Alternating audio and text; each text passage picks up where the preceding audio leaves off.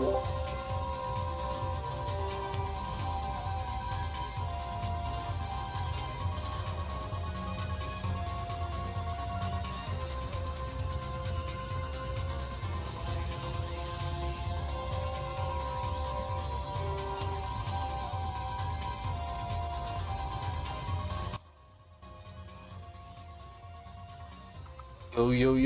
what's going on, guys? Welcome to a special stream. It's the very first episode of a podcast hosted by myself and Joe Kuzuna. The boys will join in a bit. There he is. Yes, sir. Yes. Welcome in, everyone. Scarion, Katia, Dorozum, and everyone else that is lurking. Welcome. Like I said, very first podcast hosted by myself and Joe Kuzuna. The Salmon Hunters is the name that we went for. I think you all know what that means. So today, on our first episode, we have a special guest. The one and only Sin. What's up, bitches? Oh shit. Demonetized. I totally forgot about Twitch TOS. No, it's fine. I say worse stuff than that. But yeah, we have with us Sin, the Dutch Yoshimitsu prodigy from NL. Oh, that's sweet. Can we say that? Are we allowed to say that? You can say that. Alright. Let's switch screens. Alright. You know what? Instead of me doing the introduction, I'll let you handle that. Sin. Take it away. Alrighty. Well, my name is Sin. My real name is actually Bradley Henry. I'm from the Netherlands. I'm 24. And I am a very, very carried Yoshi player who managed to coerce a win in Germany for crossover. So humble. Man said coerce. Using fancy words already. So, before we dive into that, into the crossover arc, can you tell us a bit about yourself? Like, when did you start playing Tekken? When did you even discover Tekken? Well, what I did is, as a kid, I really liked fighting games. Dragon Ball, like Budokai Tenkaichi. I never played Street Fighter though. Then played a lot of anime fighting games. But the first Tekken I ever started with was Tekken 3. Okay. But I don't even remember what it looks like. I think I was like 6 as a kid. Do you remember which character you liked the most? Back then, it was Steve. But in Tekken 3 there was no Steve, so I don't even remember that. So in Tekken 3, well, Yoshimitsu was there. Yoshimitsu is actually one of the few characters I think that hasn't missed an entire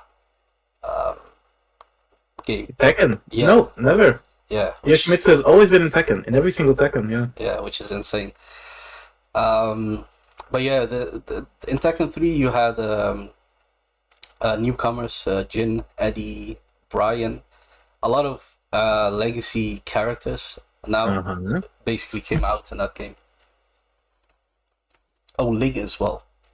Ling was. I never liked Ling. There was a PSP version. The earliest I can remember is that there was a PSP version of Tekken. Mm-hmm. I think it was like Tekken 5. Yes. Yeah, that could be. And the character I played the most there was Devil Jin, just because he was edgy and cool. And I was like, oh yeah, I'm gonna play this guy. I didn't really play Yoshi, because I found Yoshi too hard compared to Devil Jin. So that's what I played. Yeah. Okay, okay. Well, you're lucky you played the PSP version because if I'm not mistaken, the console version of Tekken 5, you had to play a mini game called Devil Within, where you had What? to unlock Devil Jin like that. Yeah, you didn't need to in in the PSP. You could just have him. Yeah. All right. So your journey started with Devil Jin. Hmm. I guess if you wanna call it a journey from there. Which so could you talk us through like after Tekken 5 DR? Well, with Tekken 5, okay, so to first make it clear that from Tekken 3 to 7, I really didn't play the game seriously at all. And I was basically just looking around like, oh, which characters look cool, which characters feel cool, or like feel impactful and that type of shit. Mhm. So with Tekken 5, I remember it was Devil Jin. With Tekken 6, I didn't play Devil Jin at all. And I started playing Lars. When Lars came, I just really played the story mode. I like the Tekken Force stuff, and I just really like playing Lars. Okay. I tried playing ranked, but I was hardstuck brawler. So So you played that's Tekken 6 ranked. I did, Okay. but it was just awful. I really didn't have any. I played Steve as well. I played Steve and I played Lars. I never played Yoshi. Not at all. Interesting. Interesting. Mm. And The thing is, Mhm. with Tekken 7 then, I had my like hiatuses with Tekken, where I played Drag, and then I stopped for like 3 years. And I came back for like maybe a week, and then I stopped again for like a year. And then I decided, hey, you know what? I'm going to finally play this game. Mhm. Actually, no, that's not true. Then Falcon Rum came out. I played Falcon Rum. Then I played it for a week. Found fun. Then went away again. And then I played with Lydia. Or when Lydia came out. When Lydia came out, I started to finally play Tekken on a consistent level, and I started picking up Shaheen just to get my fundamentals down. Because Shaheen back in the day was not the cheapest shit that he is now in Tekken 8. Agreed. So, I played him, I liked him. People found him boring. I liked the simplicity he offered. Then I got bored because, well, yeah, I guess Shaheen did bore me after a point. Then I picked Feng, not knowing that he was OP. Back in the day, I didn't know what frames even were. Then I got bored of Feng because I realized that he was way too strong. And then I picked Yoshi because he was like always the character that I found cool. I was always into Japanese history, Japanese art, that type of stuff. Mhm. And Yoshi was just a fucking samurai who evokes Japanese art and that type of shit. Sword, samurai, ninja, cyborg. It was like, okay, yeah, I'm gonna play this character. It took a while for me to actually. The funny thing is, when when I played Feng, Mhm. I was Eternal Ruler. I think Heartstock Eternal Ruler. Okay. So with Yoshi, I think you would start at red rank then, because if you picked a new character, you would start at like a lower rank, right? Yeah, yeah. But Yoshi for me was so hard back in the day that I dropped all the way to Brawler. Wow. I dropped all the way to Brawler before I made my way up. Humble beginnings. Yeah, I did it with Jin too, but with Jin I dropped so far below with Vanquisher, and then I was just like, no, I'm done. I don't want to play Jin. I was like, fuck Jin. But with Yoshi it was even harder, and I really wanted to make him work. Okay. What Okay. what was the drive that like behind you? iMusician inspired me to play Yoshimitsu. He played such a crazy wacko Yoshimitsu, and people always describe Yoshimitsu as this type of guy that fundamentally isn't sound with his tools, but he needs like tricky, like trickster way to make him work. Like you have to have mental frames. Back in the day, I didn't call it mental frames, but you have to instill fear into your opponent, and that concept really sounded cool to me. Mm-hmm. So I really tried. I failed as hard as I could, and because I couldn't drop any lower than brawler because you couldn't drop to blue rank, I believe. Like the grandmaster ranks. I don't think you could drop. Yeah, I think the ranking system stops you from dropping. Yeah. I think it literally does. Yeah. It's like 'Cause now you don't in Tekken 8 where you can't drop below warrior. Yeah. Because you don't lose points Exactly. after a certain point. So what? Yeah. So that was literally it. I don't even know how I managed to. I just watched iMusician to death, and I started imitating what he was doing, and learning the game as I went. I eventually figured out Yoshimitsu and like frames. And at this point, did you like involve other players as well, or was it mostly you watching the videos and incorporating stuff in practice and then going to ranked, or doing sets against people you know on the side? Or? Yeah, I had some. Well, none of my friends from the Netherlands played Tekken, so I had to look a bit internationally. So I joined like the Tekken Zaibatsu Discord and that type of shit, and I met some friends who were higher ranked than me. Started playing with them, and then they were telling me about, dude, you're pressing it like -7. What are you doing? I'm like, I don't know. What the fuck is -7? What do you mean? What the fuck do you mean with -7? Spoken like a true Yoshi, mate. And I'm like, yeah, but I didn't know frames back in the day. It was really fun. Back in the day, I met them and I played Fang, and Fang was such a turn stealer back then, even now. So it was like, oh, I'm gonna do, like, I don't know, down forward 1 into Sabaki, or like, oh yeah, and Sabaki launches, great, like, ooh, like, oh yeah, Fang's so carried. And then I picked Yoshi, and it was just much harder until I learned him. And then it became more, comfortable, but still harder than I would describe Feng. Like, I really thought that Yoshi was much harder to play than Feng back in the day. Okay. And where, like, time-wise, where are we now? When you're struggling with Yoshi like this? What do you mean? Could you like elaborate? time-wise in Tekken 7, whereabouts are we? I still don't understand. Do you mean where? What's this? What When I started playing with Yoshi? Yeah. When you start picking him up and playing him 3-4 years ago, less than 4 years ago. Okay. So I think even less than that. I think it's 3 years. Yeah. Okay. So 2021. So it was COVID season. Yes, it was COVID season. Okay. Yeah, it makes sense. It was 3 years ago, and competitively I started November 22nd. November 2022. 2022. Okay, yeah. Okay. Fair enough. So, yeah. So that's... Yeah, and then like 1.5 years before that I started with Yoshi. So yeah, that's how it came to be. Okay. And how did you what was your like first interaction with the community?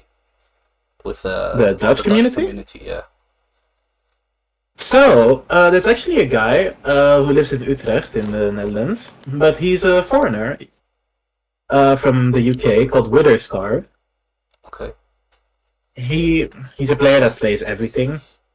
It's whatever. But he was like, dude, don't you know that there's a local called The Loads? And I'm like, what the fuck's The Loads? And he's like, yeah, it's like, it seems actually like, where do you live? He's like, yeah, in Almere, dude, you literally live next to the Loads. And back then, I asked Dwight, who is the basically the CEO of The Loads, about like how long did it exist, and he was like, yeah, for 3 years. So for 3 years, I was like out of the loop, completely. I was completely out of the loop. I was like, where the fuck has this been all my life? And yeah, it was just that came to be. The first person I met back then, it was Draconis and Kershaw. Okay. back then. Yeah, In the loads or like in the loads. Yeah, in the loads themselves. Yeah, Ah, they were the. I think they were. It was them and one other guy that I think was just a random. So he just came and took a look and never left. Never came back. okay. But yeah, they were the first two that I met.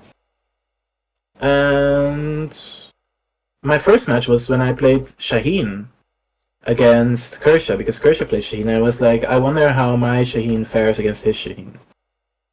And what I happened? I think he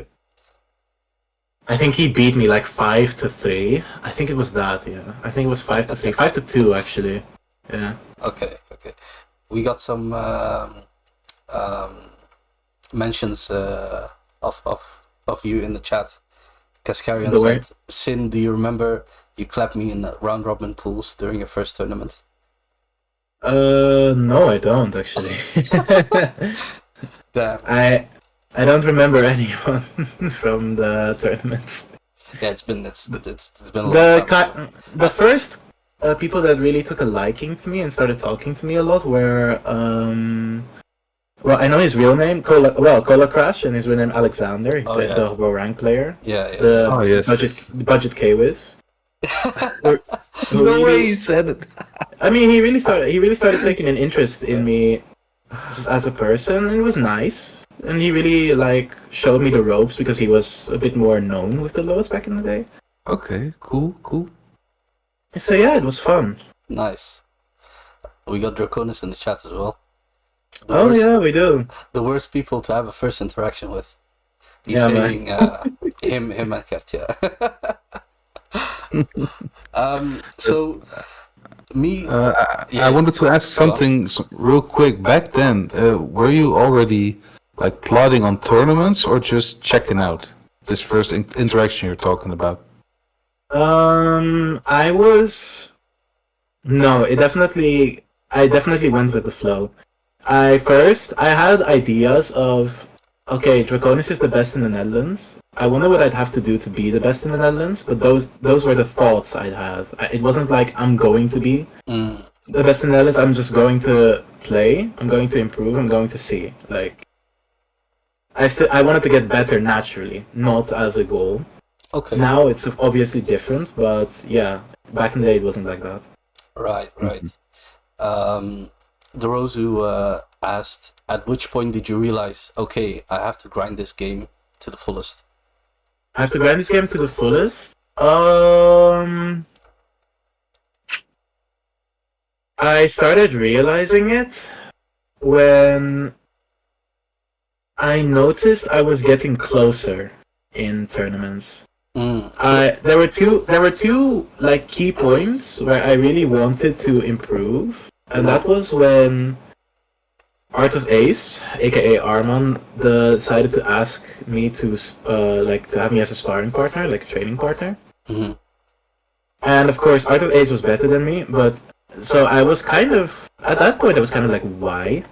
Why would you ask me? And he was like, I don't know. I think back in that day he kind of took an interest in me. Yeah, he probably saw something in you. Yeah, then Kyoko Manji came in Don't Whiff. I don't remember if it was 1 or 2. I think it was not Don't Whiff. It was Iron King. Iron King, okay. Oh yeah. I remember that tournament. And I got so like mesmerized by. If we still have the pictures, you'll see me like pog champing like constantly.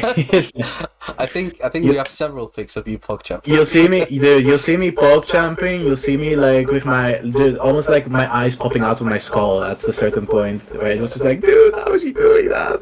And he was doing it against Malekith at the time, who I thought back then was unattainable to me. Yeah, and that was actually one of his like Kyoko Manji doesn't go to tournaments that often, so whenever he goes, it's a big deal. I was so glad to meet him. It's actually insane how it went, but that'll come later. Mm-hmm. But yeah, I started talking to. Of course, I was shy. I'm naturally a shy person, unless you like invite me or try to intimidate me, then it's kind of easy to lean into that. But Chokomanji was so welcoming that it was like I wanted to try and make my best impression, and yeah, now he's one of my best teachers. You know, it's actually insane. Nice. Yeah. So going back a bit to the like first time you mentioned, like the first people that you met were Draconis and Kertia. I actually remember the first time I met you. Not in person. It was online. Yeah, that's true. I don't know if you remember that. Yeah, I thought Jack was such a horrible matchup against Yoshi back in the day. I was like, what the fuck can I do? And then I loved him once. I was like, oh. Yeah. Yikes. Yeah. It was literally, you met me, you beat the shit out of me. Then the second time it was like, dude, what the fuck can I do against Yoshi? Yeah, it was like literal 180. But I told you, if I'm not mistaken, like after our set, you came into the stream and I told you, hey man, this matchup is horrible for Jack. You're like, I don't believe you. Yeah, my god. I sincerely apologize for all the Jack mains that have to witness my stupidity back in the day. But yeah, it is what it is. Yeah, it's funny thinking back now, because that was like my first interaction with you, and then like seeing your growth as well. You know, from you wouldn't believe how mad I was back then, dude. I was so mad. I was like, what the fuck can I do? I was so mad. I was about, dude. Yeah, and I think I told you a couple of things, but I didn't really like go into depth. I think I told you like, go lab on your own. I'm glad, honestly, I'm glad that I was salty, but I wasn't like, how do you say, like calling you a trash can or whatever. Like, I wasn't like, I was mad, but I was like, what can I do against it? Like, even though I hated it, I was like, just tell me what I can do. Like, just tell me. I hate being proven wrong, but just do it. Yeah. I'm glad you did, though. That was really nice of you. Yeah. I mean, that honestly, like, if I can help anyone out, I would do that. I obviously at that time I didn't know how serious you were, but yeah, I mean, you would definitely show us. You would definitely show us. So in Tekken 7, right? Would you say like there was a point that you improved, and like you started beating people that you like thought that you couldn't beat? Yeah. When was that point for you? When I beat Don Billy. Where was this? Online. It was online twice. It was back when, we have set and reset now, but back in the day it was something else. ICFC? Thank you, ICFC. Back in ICFC, I beat Don Billy 3-0. He also beat HK, said Drug. I also beat HK, and it was like, I wonder how I did that. Yeah, because back in the day, Yoshi wasn't OP at all. I was like, exactly. I was like, I wonder how I did that. I was just gonna say, people couldn't use the option select that they use now, where they say, "Oh, Yoshi's OP." Yeah, man. What a day that was. Also with Don Billy, it was like the Belgian community, who I knew through loads as well. Thank you for that. Mm-hmm. They were really hospitable and welcoming as well. Also, trash talkers are crazy sometimes. But the one thing that they really thought, like, when I beat Don Billy again and again and again, they were like, dude, how the fuck do you beat Don Billy? I never beat Don Billy. But they would trash me. Like, Brahim, especially Akuma would, like, fuck the shit out of me, dude, with Akuma. And, even with Jack and Eddie and Marduk. Although two of those characters I hated a lot. Like, would you say it was them knowing you, like how you play, and do you think that was a factor? in terms of what, that they beat me like Yeah, that? yeah. No. I think they genuinely were just better than me. Okay, okay. I genuinely think they were just better than me, especially Akuman. I think Akuman was the best out of the bunch. He, even better than Pika, honestly, in some ways. Yeah. The thing was that Brahim played in a way that the more I played him, the more I could adapt. Akuman, it was near impossible until I started to with Tekken characters. His Akuma, I could never beat. I could never beat. His Akuma was just like, it was impossible. Yeah, yeah. We don't talk about 2D. I mean, it's whatever, but it was just straight up impossible. Yeah. Akuman was an amazing player. I mean, back in Tekken 7 when he was active, absolutely insane player. He frequently, whenever he came to tournaments and loads, he just rolled up everyone. Yeah, he beat Super Akuma too in the It was Brussels insane. Challenge. It was nice. Yeah. Anything you wanna ask Yokozuna? Yokozuna? No, How I did mean, you like, This Yokozuna. You can ask me. No. Yeah, what are you going to ask me? No. I want to hear. Honestly, I wanted to ask, how did you experience me? Like in the frame of time, like in the looptijd in Dutch.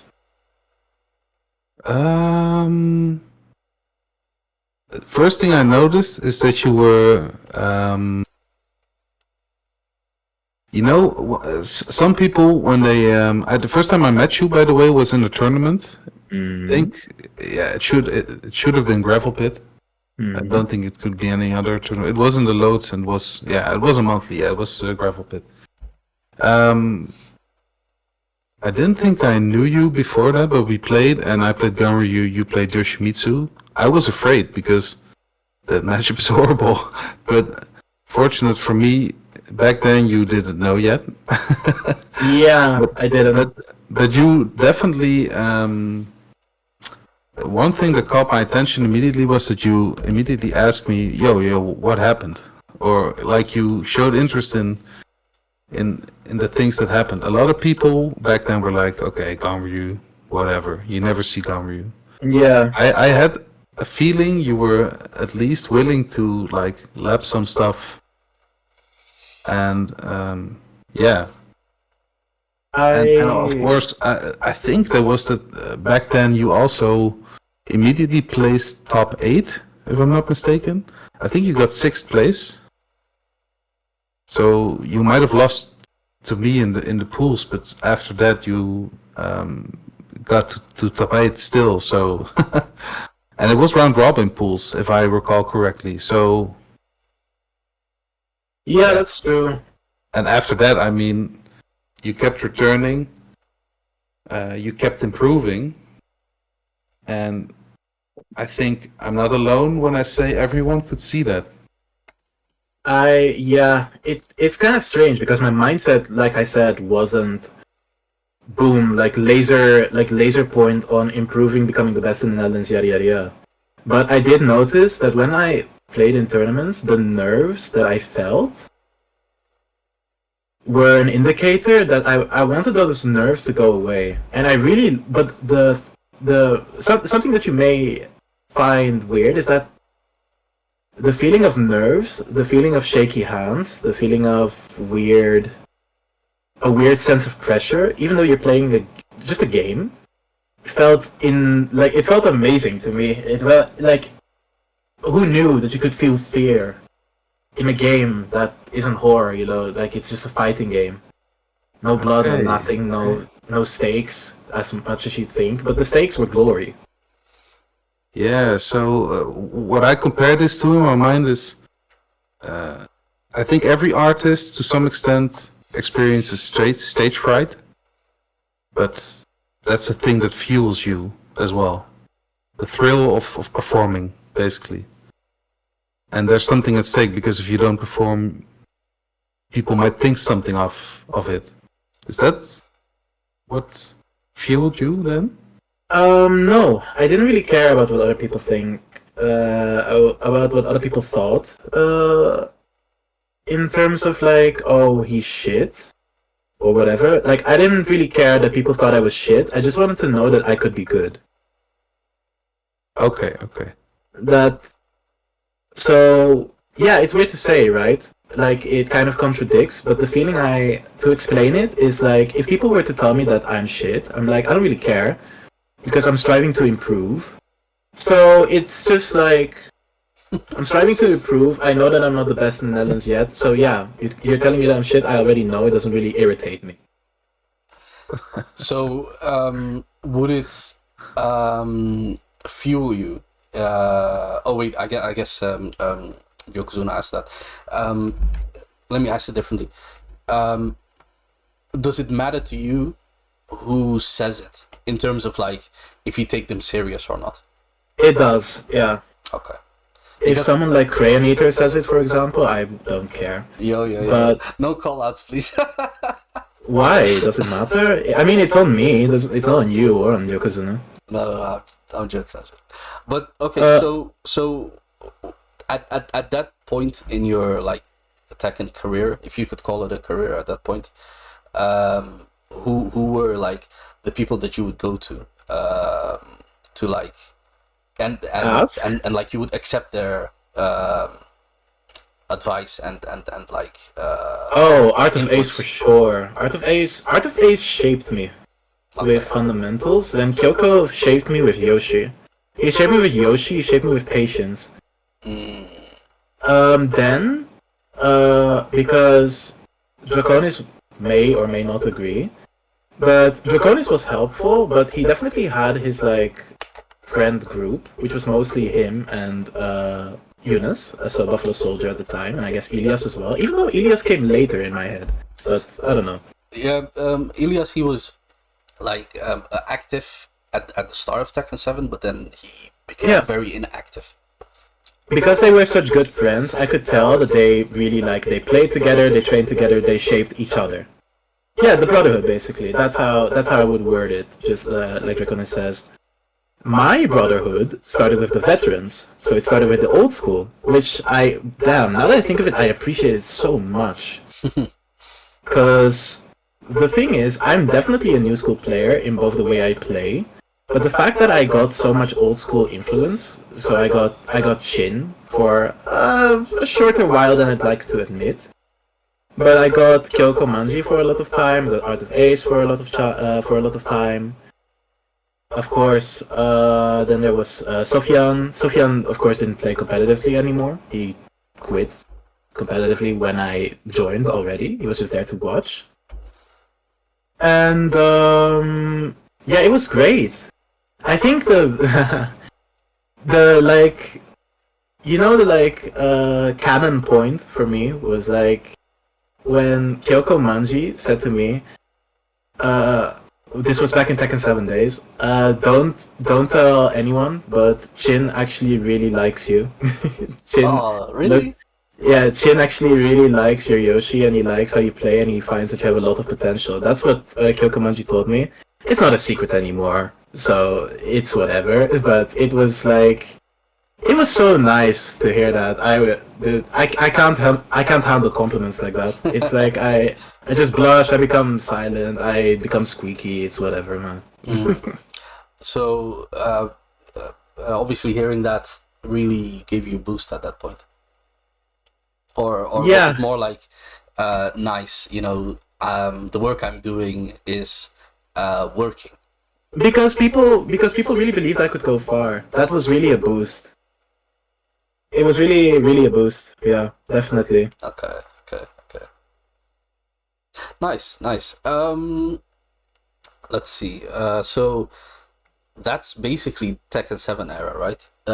What would you say is like your highlight of that era? Because Of Tekken 7? that's like your beginning era, right? My So it could be a tournament, it could be an interaction, anything, honestly. Good question. because the highlight for Tekken 8 is, well, Yeah, obviously we pretty know that. pretty recent and known. Yeah. But my highlight for Tekken 7 was haha. Yeah, then I'd have to mention my friend Karmakans, aka Mert. Karmakans. Shout out. Funnily enough, I don't think people would expect, or maybe they do, but I kind of felt in my head that I had this like unspoken rivalry with Karmakans. Oh, Goku just mentioned it in the chat. Yeah, with Karmakans, rivalries with Kercha. I don't think I had a rivalry with Kercha. I really don't. I don't think I felt it in that way, like I did with Karmakans. With Karmakans, it was basically always final round. Always, it was always final round. And I think, like, sometimes I would beat him, like it would be first to 3, and I would beat him first to 2 very decisively, and then he'd come back, and I would have nerves again, like shaky hands, you know. And it would just be the most fucking annoying shit ever, because we all know how Karmakans played back in the day with Tekken 7. Absolutely. Sometimes he could play like an aggressive, complete numbskull, like. He actually plays less aggressive now, which is really... Yeah, he plays less aggressive now. Yeah, I mean, because he doesn't have AK, so he plays partial Asa. But it's just, woof. Like, oh, I know my actual highlight now. My highlight was TNC. Of course, with the German invasion. Yeah, my highlight was TNC, definitely. In Tekken 7. I beat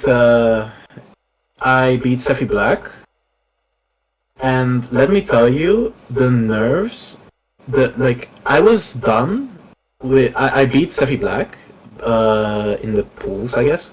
Yeah.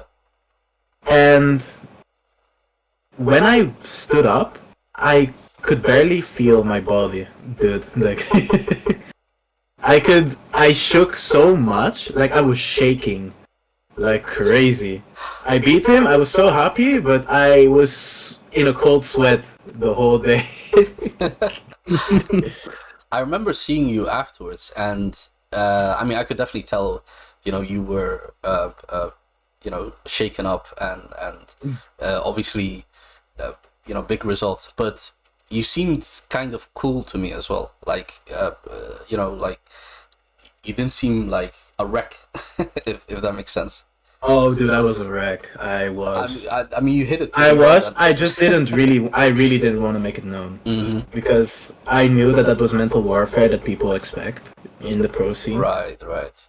But when it was over, dude, the shaking was palpable, man. Yeah, you gotta have nerves of steel. Yeah. You just got a shout out in the chat, by the way. Didn't I say he wasn't? I got a shout out. It's my friend. He's not. It's my friend. He's not serious. He hates Yoshi. He will never play Yoshi. But I appreciate that he says that I'm his idol. Thank you very much. welcome in, Scarlet. It. Fucking ass.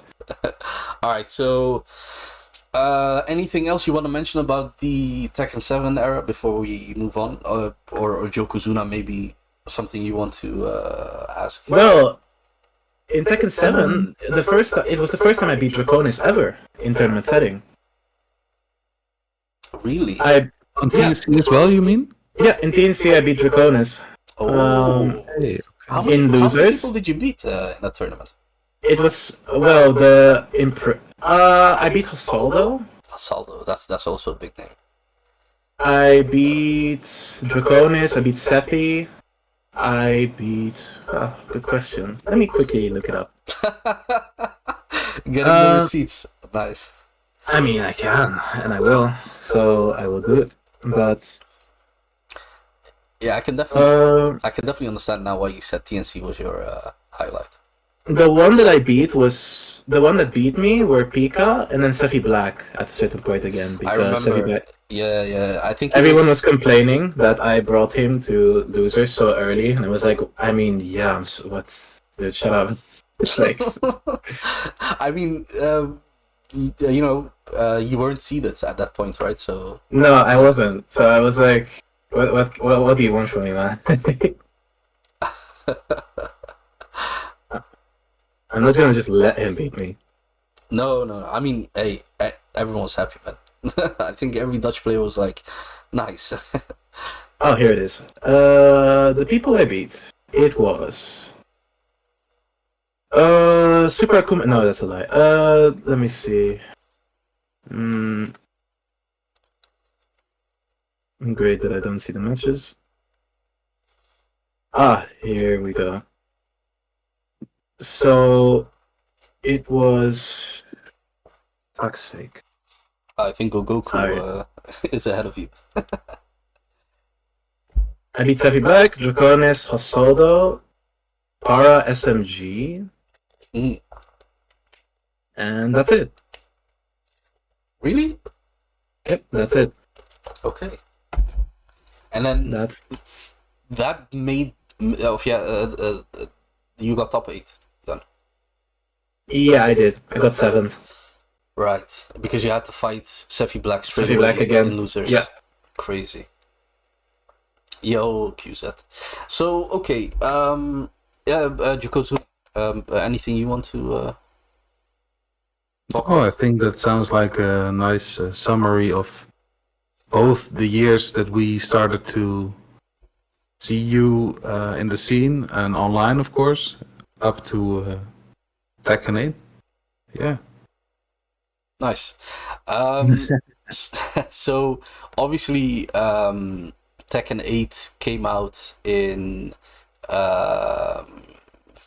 February, January, like late January. But before that, we had like betas and whatnot. Was Yoshi playable in like any of those? No, not at all. Not at all. Wow. I had to wait till the actual release. That sucks. Yeah. Were you playing like other characters at that point? I played Lars. Lars, okay. Only Lars, but just for fun, never competitively. Okay, gotcha. Alright, so now Tekken 8 comes out. Or, okay, wait, before Tekken 8 comes out, was there like any mindset beforehand that you were like, okay, I'm gonna go into this game, grind like crazy? Like, was there any preparations you made mentally? Definitely. I knew, because Yoshimitsu would be new in this game, that I was going to be the one to... I wanted to be the one to figure out stuff before anyone could. Mm-hmm. And I figured out quite some stuff. For example, I figured out that Upward 4 was a launcher against Kuma. I figured it out with Kyokumanji's help. Kyokumanji kind of stoked the flame. Because it was like, is there something that you could do with Upward 4? And I checked, but yeah, and then I figured out myself. I figured out that 1-1 near the wall would pick up for Welcome with down 2-2, that kind of stuff. I picked up tech. Combos that people never do. I figured it all out. But the thing is, I realized, and people, I mean, people know, quite people know in the loads, I figured out that Yoshi was OP quite early. Yeah, I remember. I figured out that Yoshi was OP quite early, and I figured it out when he had very broken moves. First of all, Flash was overtuned because the range was too high. And second of all, there was the guard break, yada yada yada, 1-1, counter hit launcher safe, bullshit, you know. Mm-hmm. Which is still there. I mean, you can't, like, you have to use 1-1. But back in the day, I deliberately ignored those moves. Because I found it so disgusting. Yeah, honestly, I was such a goody two-shoes little prick back then. Because I was like, I don't want to use it, I don't, like, yeah. But in the end, other people have to learn it too, you know? Of course. The funny shit was that I got God of Destruction I was the first person to gain God of Destruction in the Netherlands. Okay. Without using those moves. So I knew already that, hey, Yoshi's OP, but I can handle it. Because it's whatever. If it gets nerfed, I can handle it, whatever. Right, so you were like mentally preparing yourself for when that Yeah, happened. and then then I lost a gravel pit, and I was like, Draconis and I had a talk about it, like, why don't you use it? I'm like, because I don't know, I just feel bad about it. But other people are gonna use it. You know, Kane, for example, so-called most fundamental Yoshi, also uses that cheap shit. So it's like, okay, maybe I should start using it too. Mhm. Yeah, I remember that tournament very well. um, I think I was one of the people that told you like when I found out, I didn't even know about that, like the guard break tech. I was Yeah, like, wait, why didn't you use it? Like, yeah, because I hate it. I just do. yeah. Um, is that something you'd say like uh was like a growth that you had to make like mentally, that you had to tell yourself like I'm just gonna Yeah, play the no character mercy. properly. Hmm. I had to say to myself, no mercy, because if I didn't, I would allow people to make space. Imagine this with drag, for example. Like with drag, you if you wait, you die. And if I didn't have the mercy to just spam or exploit things like of Yoshi, like fucking spin or whatever, or flash or whatever, or hop kick, you know, be ballsy, be disrespectful, yada yada yada, just constantly be goody two shoes and be like, no, I want to beat him fundamentally, and no, I want to be clean, clean. No, Hmm. it's not always gonna be like that. Yeah, yeah. It always goes back to like football. You know, And most pro players don't play that clean either. yeah. Like one of the quotes I always remember like in football is like you don't have to play beautiful football to win. You just have to win. Yeah. Exactly. Yeah. At the end of the day, people remember the winners, not the ones that you know try to play as clean as possible. And Yeah. uh, like at the end of the day, like what's the where's the uh, um, like line, you know? There's like an invisible line that you make for yourself mentally, like, oh, I'm not Oh, gonna I know. cross that. I know the line, but then you'll get another call out. He's an American Yoshi. Loves to have a clown nose. Fuck's sake. Right, Ooh. right. So, um, right now we're at the start of Tekken 8, and you found out that Yoshi's broken. Yeah. What was your like plan from then on? Were you like, I'm gonna go attend as many tournaments as I can, or like, Definitely that. I was gonna. First of all, my goal was God of Destruction. I reached it, so I was like, okay, dope. Now what? Now I didn't want to leave God of Destruction, so I got high enough to be like, okay, I'm bored.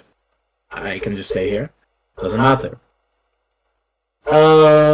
Then at a certain point, I wanted to train a lot. I wanted to have a lot of experience against players. So I started hitting up quite some players. I started hitting up Grog for Warang experience. Not a lot though, because he didn't have a lot of time.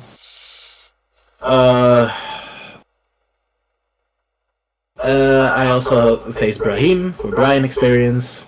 Of course, Kercha. so at this point it's still local for you. It's definitely still local for me, yeah. Okay. When did Yeah, you 'cause- when did you branch off into like international, like in terms of asking for matchups and like playing people? Well, I still had some people in Tekken 7. For example, Grog. In Grog, Tekken 7, I used to like play with him quite a bit. Of course, with Ace, with Steve was there. With Asuka, Ruby was there, like a pro Mario Kart player. Mhm. With Drag, I had Lil Mayo. But then I found other drags that were better, like Don Billy. Don Billy also played Drag in Tekken 7. True, true. Yeah, yeah, and also Marduk. Yeah, Yeah, yeah. I didn't. Go on. I didn't really ask for Don Billy, but Don Billy and I just deathmatched whenever we just found each other. So that Right. happened. He destroyed me most of the time. Um, But with I'm blathering on. Could you repeat the question? I asked like when did you go from playing local players mostly to like playing international players, or Well, like did you even make that a step? ranked and set and reset. Online tournaments were definitely the way to go in terms of meeting. It was definitely ranked, and yeah, and online tournaments, which made people also recognize me and be like, "Hey, this and that." Mm-hmm. You know what I always hated? I always hated the fact that when people went for Yoshi advice, they'd go to Yoshi players who, in my opinion, were like, I always thought I was the one. Like, of course, Kane was there. But in terms of Europe, I would feel like, dude, I'm the Yoshimitsu, except for Kane. Please go to me if you want advice, yada yada yada. Now in Tekken 8, it's happening a lot more. Okay, so It's happening a lot more. Like, right, so people are actually coming to you now. yeah, they're actually coming, which is appreciated. Except that they complain, but it's still appreciated.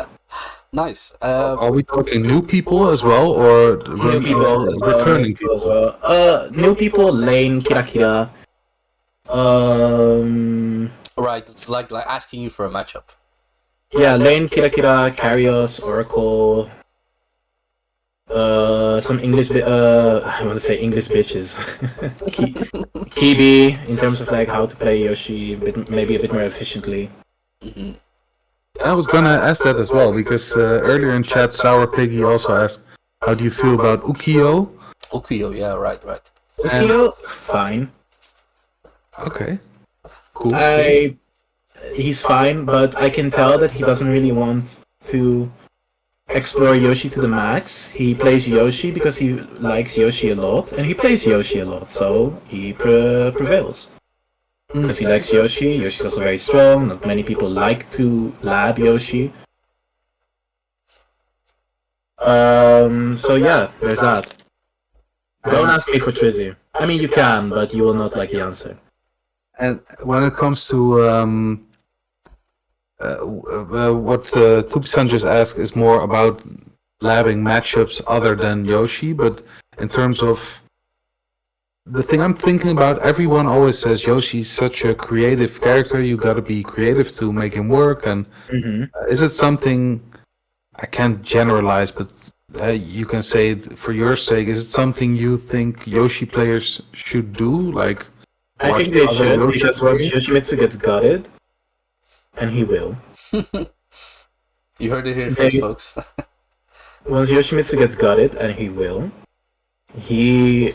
creativity is something that you're gonna have to... Something that...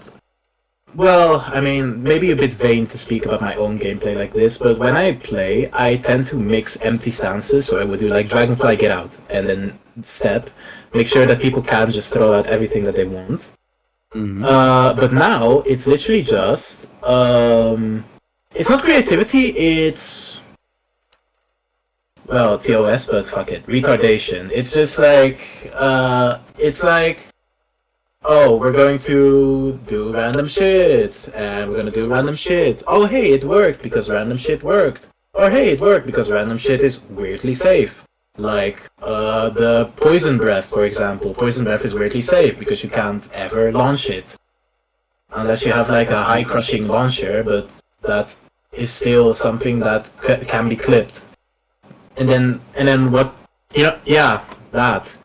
Flash as well. I mean, Flash has been the way it is, but the thing is that Yoshi is so strong now with the system of Tekken 8, and the fact that he does so much damage compared to Tekken 7, that you barely need the creativity. In Tekken 7, his Yoshi is... in Tekken 7, Yoshi was not a very damaging character. Not an insanely damaging like the rest, for example. However... So that would lead for more neutral situations where you would have to get creative, because if people were going to wait, it was still going to be hard for Yoshi to get in. In Tekken 8, you do so much damage that those types of interactions just decrease. They just decrease. So you need less space, and there's less... and there's... How do you say? you have less opportunities to rob, but then again, if you rob with Yoshi, you also have less difficulty killing a person. Especially with all the damage and all the wall carry and all the, like, you can get to the wall so easily with Yoshi, you barely have to sacrifice damage for it. I see. And do you think the type of gameplay, you were talking like Poison Breath, oh, it's weirdly safe, those weird moves, do you think Tekken 8 in general encourages, not only with Yoshi, but with other characters as well, this wacky, quote unquote, wacky playstyle, or wacky? No. wacky not, but like you gotta have it in you. You gotta be ballsy to just try. Yeah, definitely. Something that K-Wiz has said is that in Tekken 7, Dig Jab was not as necessary, let's say. Mm-hmm. But in Tekken 8, you have to Dig Jab. If you have a Dig Jab, you have to use it. You need to use it. Because you have things like Heat Burst, where you're either +1 or +2, and you have Heat Dash. Some people have 10-frame Heat Dashes. You know, that type of shit, like Drag or Lars or Law. Like, some people have, like, low evading Heat Smashes, and that type of shit. Like, you have to Dig Jab, you have to have an interruption tool. Right. So yeah, you need to be ballsy, but an interruption tool is still an attack. And the interruption tool is not as good for, like, Feng, for example, has back 1, sure, but, like, a Dig Jab is not a super great interruption tool in terms of, like, reward. And you could still get counter hit launched or sidestepped and all that. In Tekken 7, you just have to press a lot less. Mm-hmm. Yeah, definitely. Yeah. And, like, in this world of interaction, where like the faster interaction wins, obviously Yoshi thrives with Flash. Yes, because if you're plus, haha, I'm Yoshi. Oh, can I just say, does Sin think the general Yoshi player is creative? No, I don't think at all. I think people can be creative, but not good at the same time. Like, there is this thing of creativity where it can turn into a flowchart, you know?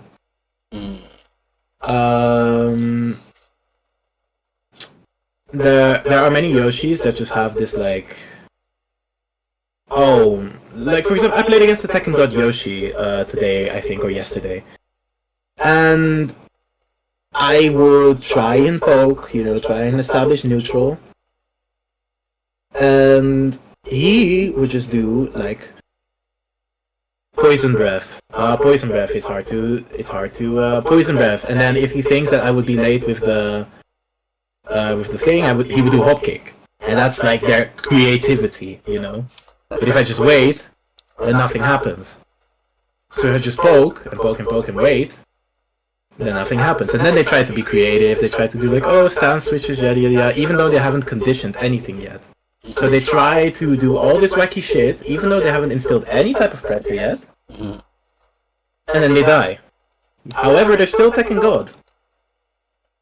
Because Yoshi's broken.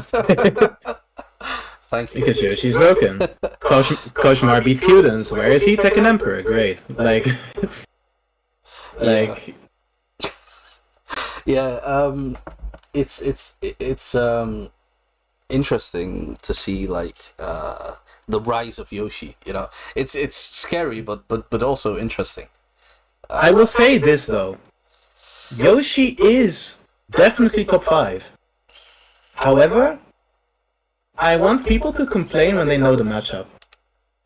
People can complain, but if I see that they don't know the matchup, if I see that they do the dumbest shit, then it's like, dude, you're out of my respect list. Like, okay, like I don't know, to name them. Like, oh, Blackheart, okay, bye.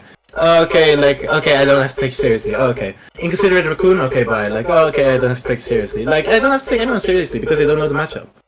Damn, call-outs. It's like, they don't know the matchup, so, okay, you complain, sure. Bye. Right. Lose.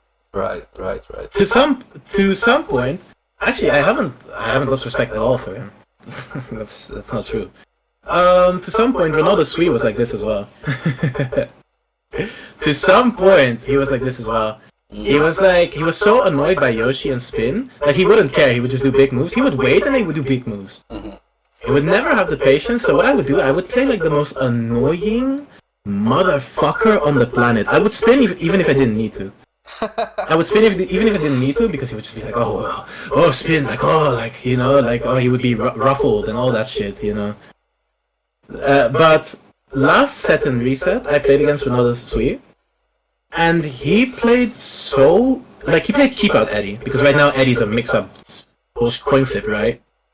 But he played Keep Out Eddie, and that just made me so, I was so like, yes, he finally gets it. Like, he finally gets it. He finally gets that he just doesn't have to engage. He has great movement. He has a great backdash. He's Eddie. He has fine keep out compared to Tekken 7.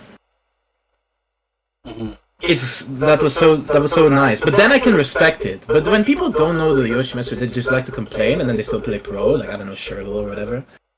It's just or degenerate. Ugh. It's just like I don't care.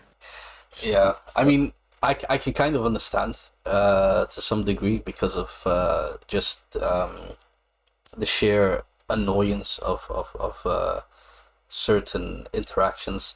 But you know, you're 100% right. Like, if you, especially like if you're a competitive player and you call yourself a competitive player, you should really lab matchups. Yeah. I'm not gonna complain if I get cheesed by, for example, I don't know Warang that well. I'm not gonna complain if I get cheesed by Warang. He was, well, never mind. Like, yeah. It's like, yeah, I just don't know. Right. Well, you know what? I will say it. Like, for example, there is this, like, sequence of Warang where he does, like, a high kick. Like, I think it's like Flamingo, then high kick, and then he does a throw. But he did that so much against me He threw you a lot. that I was like, yeah, he threw me a lot, like in crossover. He threw me. He did that so much against me. I knew that it was gonna happen, but I was reacting to the kick, not to the like. I was reacting to when is the kick coming? Okay, I'm gonna duck. But I didn't know he was jailing. So every time I got caught, I was like, oh, what the fuck is going on? Maybe I'm too late. But no. It's just cheese. Like, okay. I see. Yeah. One thing, I mean, we'll definitely get to crossover, but like one thing I was like noticing is after like your back one spin, Yeah, he went back straight three. for no, like the back one, the normal spin, like The high damage. slaps. Yeah. He grabbed you. Yeah. Was there like a reason for that? That he grabbed me. Yeah. Yeah, because throws are homing and you can expect. So first of all, throws are homing. Second of all,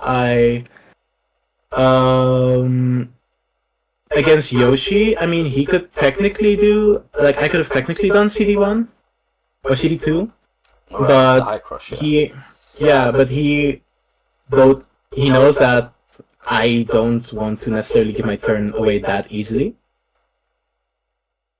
And ducking for no reason as well is weird, you know? So it's like, okay, let's just try and see what I can make with this back 1-1, because it's +4, I can sidestep. But he did throw. So it's like, okay. Yeah. I just found it as a interesting interaction, and he did it like a couple of times. I want to say 2 times, maybe 3 times. No, he did it multiple times. Yeah. he did like 8. Oh, okay. That much. Like in the whole like first to 2, yeah, he did like 8 times or something. Like he really wanted to throw me. I think Joka gave him that info, like he's apparently weak to throws, like whatever, and then just like throw me. Yeah. Damn. Because I am, The but intel. I trained with Kyoko Manji in throws, so I managed to break some throws. Right. Okay. I think. Yeah. I mean, we might as well talk about crossover. I think. Yokozuna, do you wanna start it off? Yeah, sure. So Tekken 8 has been out for still not that long, but tournament season at some point picked up.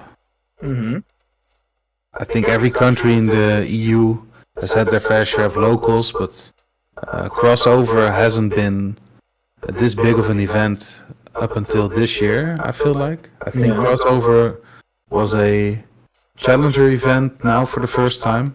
Yeah. And of course, EU isn't that big, and we're fortunate enough to live close to crossover. Did you plan on going first of all? I did. Part of the calendar? Okay. I did, definitely. Yeah.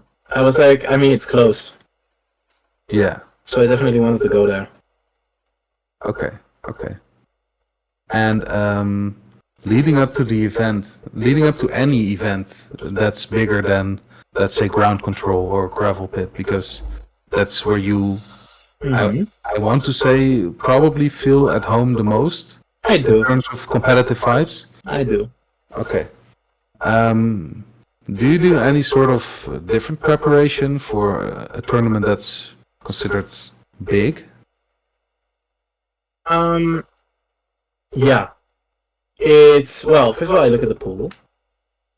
If I don't know them, then it's like, okay, it's either GG's for them, or I'm going to be surprised, and I'm going to have to be wary of that. So that's that.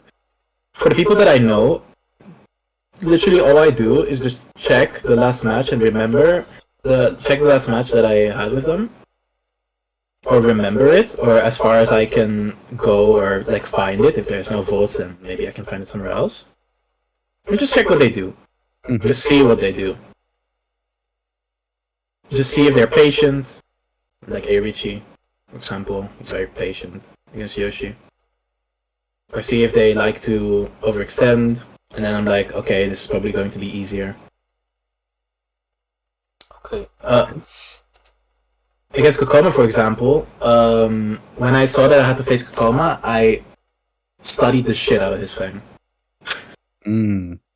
I stayed at Nino's place that time, and before I went to sleep, well, I slept like maybe 6 hours or something, because, I slept 6 hours, but we started late, so it was okay. And I had like a lot of videos of Kokoma where I was just analyzing his Fang. Just his Fang, because he played mainly Fang. I wasn't expecting him to pick Drag against me though, that was a bit, but he picked Fang. And do you in particular try to find footage where he is playing Yoshimitsu, or just his most recent footage, or?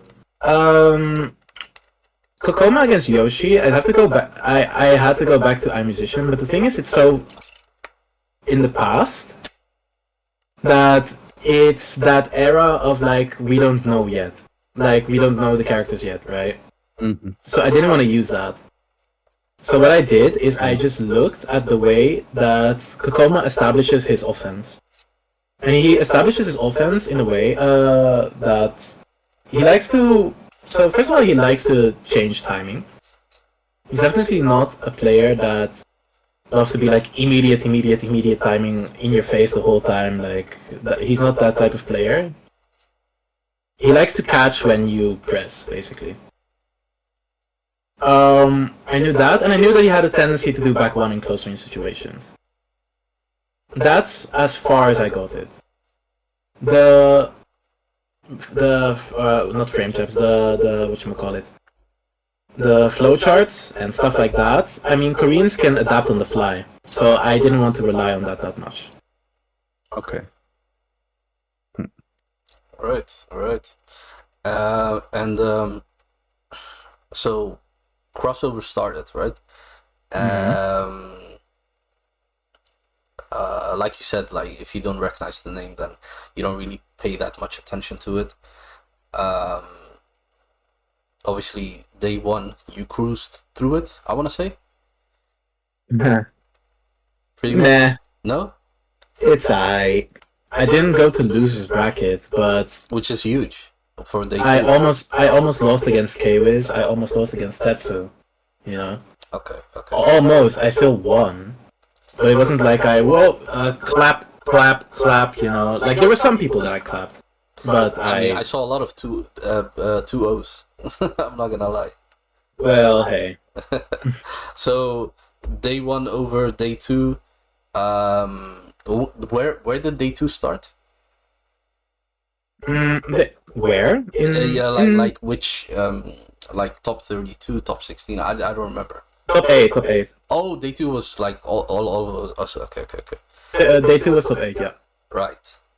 Obviously, first top 8 for you for a huge tournament like this with huge names.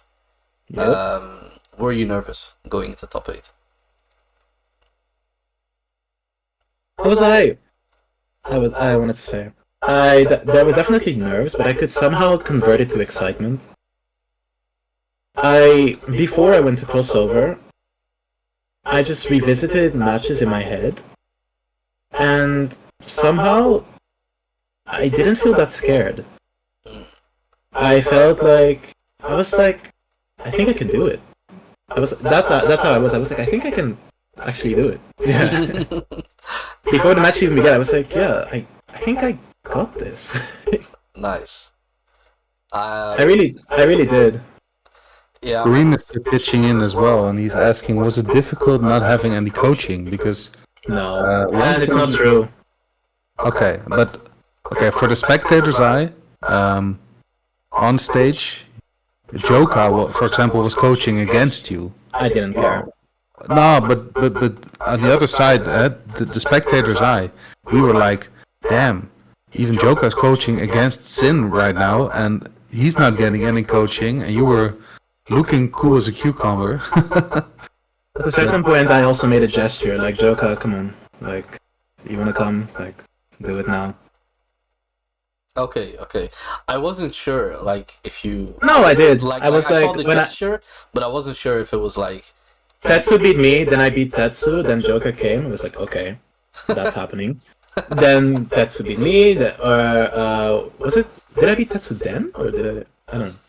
I don't know how the order went. Was it back and forth, and then I think you beat him 3. Wait, was that? It was 3-2, but it was 1 for Tetsu, then it was me. I think. But I don't remember if I won after. No. I think you made a comeback. Yeah, okay. It was 2 And then- for him. But then I knew. I was like, okay, Joka, come on, like it's time. Let's go. Like you want to coach him? Tell me what to do. And the thing is also like, was it difficult not having coaching? People may, you know what it is. Visually, I was the only Dutch player in crossover in crossover Tekken 8, right? But behind the scenes, aka What's Up, Yasir was there. Yunus was there. The Kyoko Manji was just. By the way, Draconis and Buffalo Soldier is here in Yunus, and Kyoko Manji was there just to he basically wrote a whole fucking game plan for me. Nice. Just turn this essay in. The funny part of it was when the grand final came. And I played against Kokoma. Before that, Kyoko Manji and I, we had a talk. We were like, okay, we can do this, we can do that. And then, of course, I would chip in my... It was basically, we coached. He coached me, and we checked, is that a good idea, though? Because he can do this, he can do that. I think this is safer, kind of a discussion in, how to beat. But the funny thing was, Sof actually mentioned this, last Saturday when I went to Loads. Actually, no, it was yesterday. He was like, dude, I was watching with Kyoko Manji, and Kyoko Manji was like, after this he's gonna do this, and then I did it. After this he's gonna do that, and then I did it, and then it was constantly that, just constantly during the grand final, after this he's gonna do that. He did it! After this he's gonna do that. He did it! It was constantly... Nice. Kyoko Manji predicted everything I was gonna do because we revised the shit out of it before the match started. So that takes a lot, man. That takes the willingness from you to listen and the willingness from him to like sit it through with you. That's It was really I didn't know this. It's really great to hear this, man. Yeah. it was really a team effort. It was really like I got the help. Now I need to adapt that help into Kokoma. Hmm. It was really great. Honestly, I got coached. I just didn't get coached during games. Which is Fair enough. huge when you think about it, because so many things can change during a match. Yeah. So yeah, props to you, man. I mean, grand finals was basically no coaching because Yeah. you didn't get coached, Kokoma didn't get coached. So I adapted by myself, yeah. but the plan was there. Hmm. So you had like a game plan to always fall back to. Yes. That's great. I mean, hearing this honestly, just like Yokozuna said, it's very wholesome. Man. Obviously, we didn't know about this, like that happened. That had happened behind the scene. So it's great to know that you were getting like support, you know, because Thank you. that's huge. You know, it's not even about like when people ask me, hey, what do you think about coaching during sets? Like some people dislike that. I'm like, I like it just for the reason of telling the person to calm down and like bring their anxiety level down, basically. Yeah. Just for that, I feel like it is worth it. But yeah, obviously, the fact that you kept your cool, that was something that the commentators were mentioning a lot. Hmm. What did I say? They said that you looked absolutely like you didn't give a shit. You know, like, Didn't give a shit is a broad word. No, A like, broad way to explain it. seeing like I would say them get coached and you not get coached, it didn't phase you. no. I didn't. No, that. Yeah, no. I really didn't care. Yeah, yeah. I really didn't. I was really just like, you really want to coach? Yeah, go.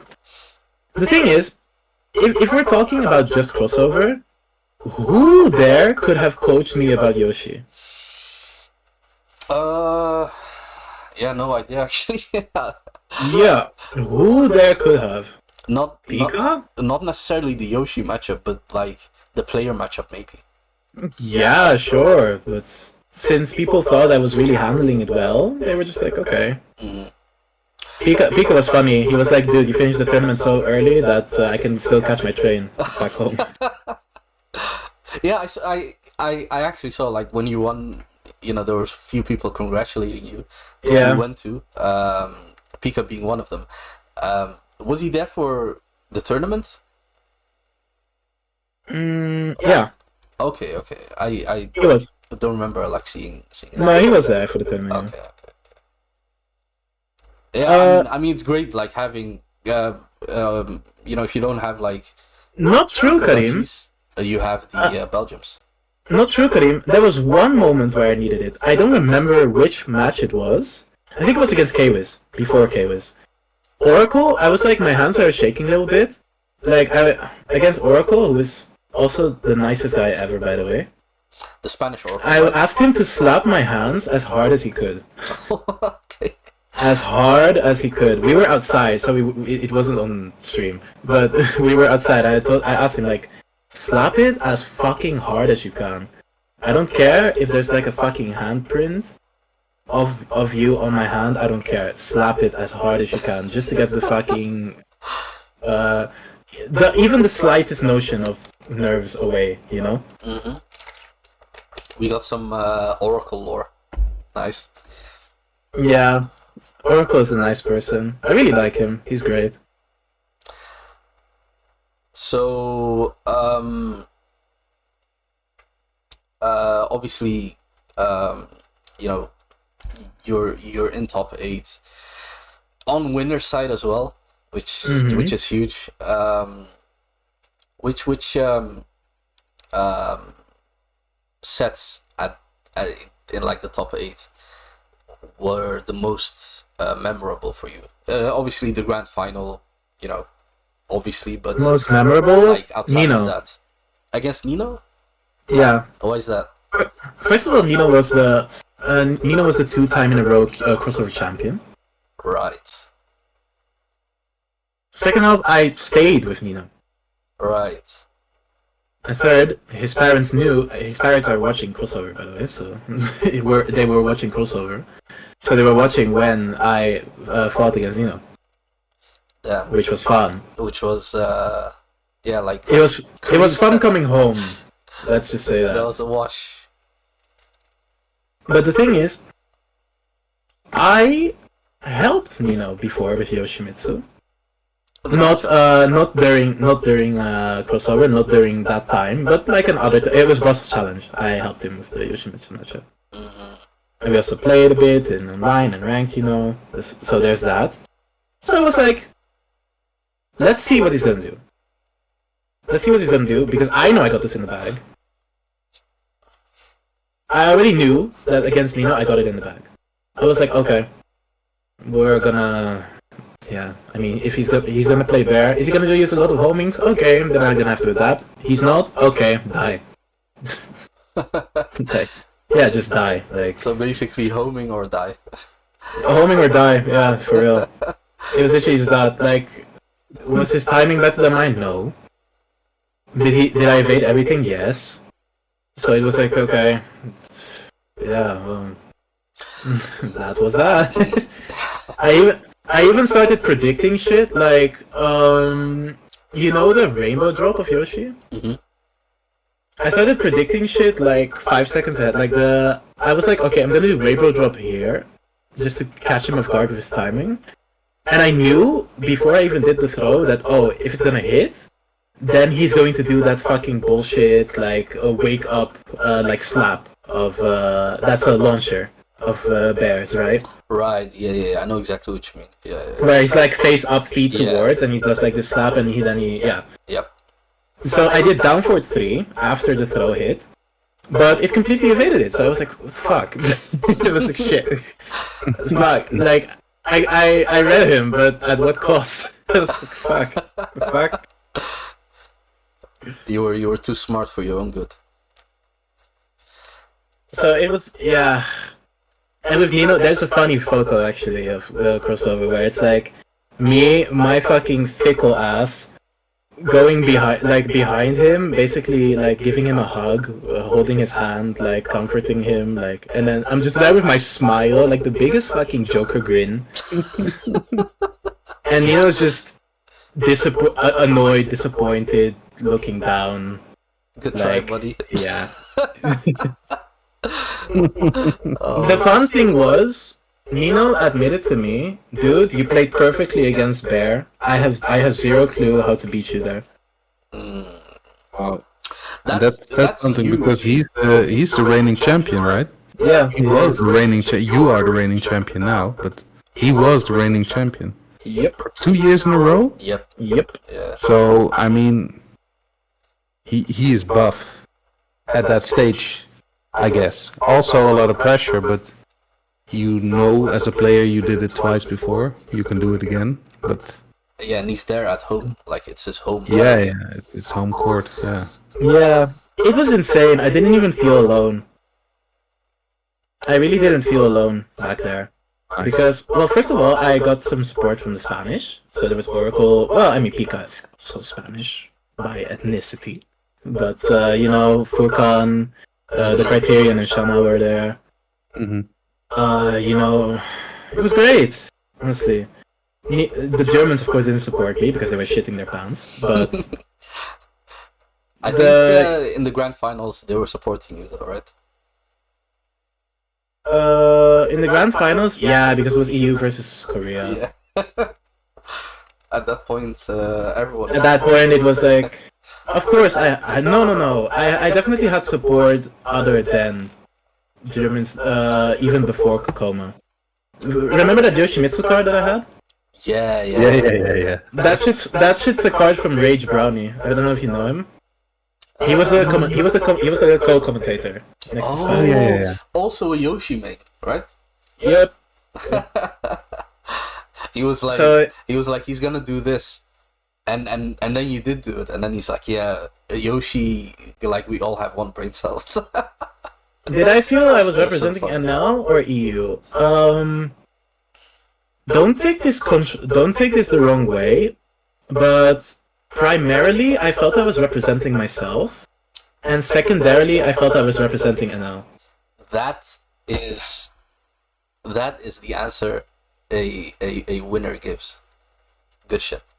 I really felt, Good shit. dude, I'm here. It's time to make my fucking name known. These bitches are gonna know what's good with me. Fucking finally. And EU? No, I don't care about such continental nationalism. Like, dude, I don't fucking care. Like about that. You know what I care about that? About it like that? I care about it when it's like, oh, I am the top 5 player in EU, you know, like that. Like, right now my goal is like being the best Yoshimitsu in EU. That's how far I take it. But I don't care about like, you know, this thing of like when people chant for like USA. I don't care about that. I would rather I'd rather you wouldn't do that. I mean, Hell, we were chanting NL. the thing with NL, I was like, I know they're rooting for me. You know what it is? I was like, I know they're rooting for me. I know they're rooting for NL as well. But the thing is, it's weird to say. I rate the fuck out of everyone in the Netherlands, right? I rate the fuck out of everyone in the Netherlands, except maybe some names. But I see them as individuals that help me along the way, and I don't really tie a country to them. Like Nick, you, Jochem, fucking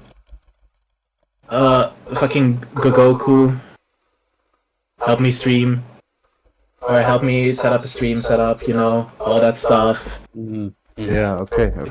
Karim was always so nice to me, everyone was nice. Draconis was imposing and intimidating in some ways. But he also helped me. Arman did, may as well be the love of my life. No. But Ricardo, aka Kyokomanji, is my surrogate dad. Like, it was just... I couldn't call it the Netherlands. I could just call it everyone. Everyone just helped me. And I had nothing more than respect for that. And appreciation. That's such gratitude. I didn't even feel alone when I was on that stage. I was just like, damn. These bitches are really backing me. I really did not feel alone. I mean, I'm glad to hear that. Because at that point, I was thinking, I think a lot of the other people were also thinking of like the Dutch people, like, man, he's there on his own, you know, as a competitor representing NL. So I'm glad you didn't feel alone, and honestly, you know, And there are also proud of you.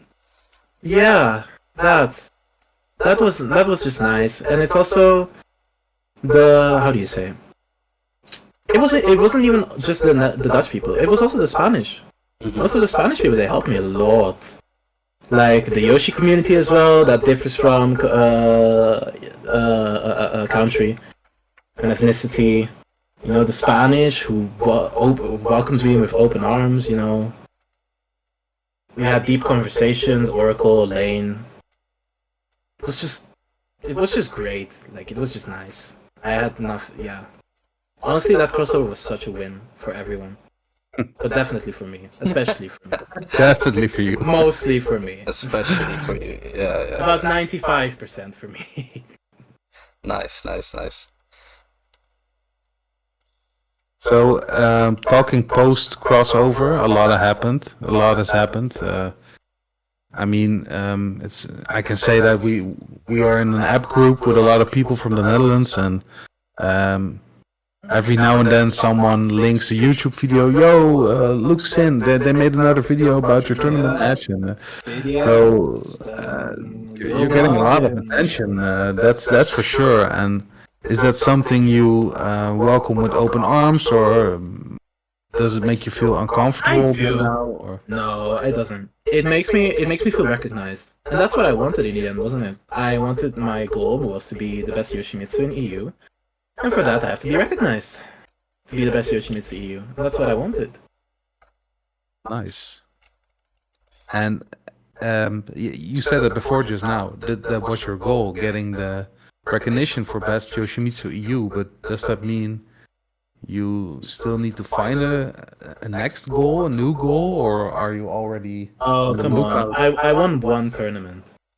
I won one tournament. Listen, I mean, I get it. People, it's really nice that, some people compare me to Kyoko Manji, and it's like it happened in Tekken 7 even. It was like, dude, it's so nice, but not yet. Not yet, please. I feel the same with Crossover, because Crossover is just one tournament. And even though right now I am the leading Yoshimitsu in the global leaderboard, I'm even higher than Kane, I still don't think I am better than Kane. Because Kane has had so much experience, so much ways to prove himself, that I still have to do more.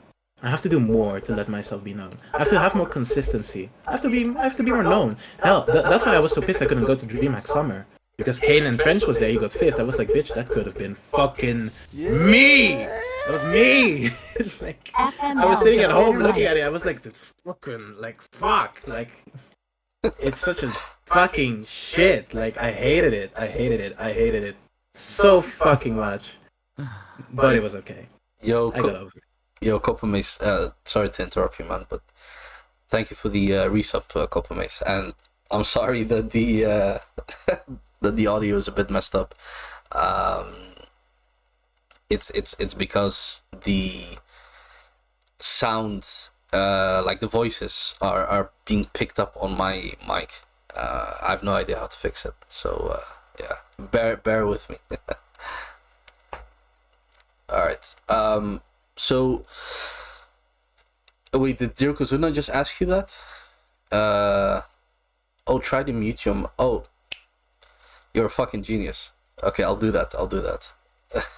Okay, so I don't know if Yokozuna already asked you, but what's your plan from now on? Like, obviously, you've done something that is it's not an easy feat, no matter how you look at it. So are you gonna keep this momentum going? If I'm gonna keep the momentum going, well, what's my goal for VSF? My goal for VSF is to win. However, it's much more stacked. It's double the attendees. It's double the attendees of Crossover. And even though Crossover was stacked, this is also stacked, There's rank 2 this time. The Japanese people are coming this time. So it's gonna be like Keisuke and Double, Watanabe, all those people. It's going to be a lot more like international names that you're going to see, especially since it's a master event. So it's definitely going to be tougher. But I think I can still adapt in a way that I can make it far. I think so. Okay. Would be a shame if I go out in pools. That would be. That would be unfortunate, but like at the end of the day, obviously, it's a first to two. Anything can happen. This is something that Draconis always used to tell me. Like, like anything can happen in Tekken. Obviously, Yeah. You go there with a goal, which is important. But the outcome, whatever the outcome, just do your best. I think that's the only thing you can do that. Let's go back in time a little bit. It's a bit like I forgot to mention this earlier, but you're actually sponsored now right? Not anymore. Wait, what? Nope, I'm out. Wait. What happened? Can't share the details. Okay, but the this is news for me personally. That is very unfortunate. It's okay. I think with the fact that I won crossover, and if I put myself as free agent, I'll get a sponsor in maybe this year. I don't So mind it. so is there like, do you have sort of a game plan that you have set up, or are you just like doing your thing and then just seeing like what comes out of it?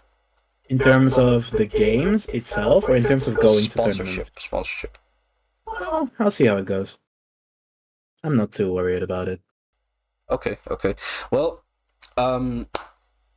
that is honestly unfortunate. Obviously, you can't share the details, and Hey, it's like, I okay. respect that. What happened. It's okay. I'm not obsessed about it. I'm not even mad about it. So it's alright. Don't worry about it. Okay. Not compared to my previous sponsor. We're not gonna talk about that. Don't worry. That's okay. All right. Damn. Actually, there was a few questions that I wanted to ask, but that kind of caught me off guard. I'm not gonna lie. So okay, obviously VSF is next. What's after that? Have you thought about that yet, or?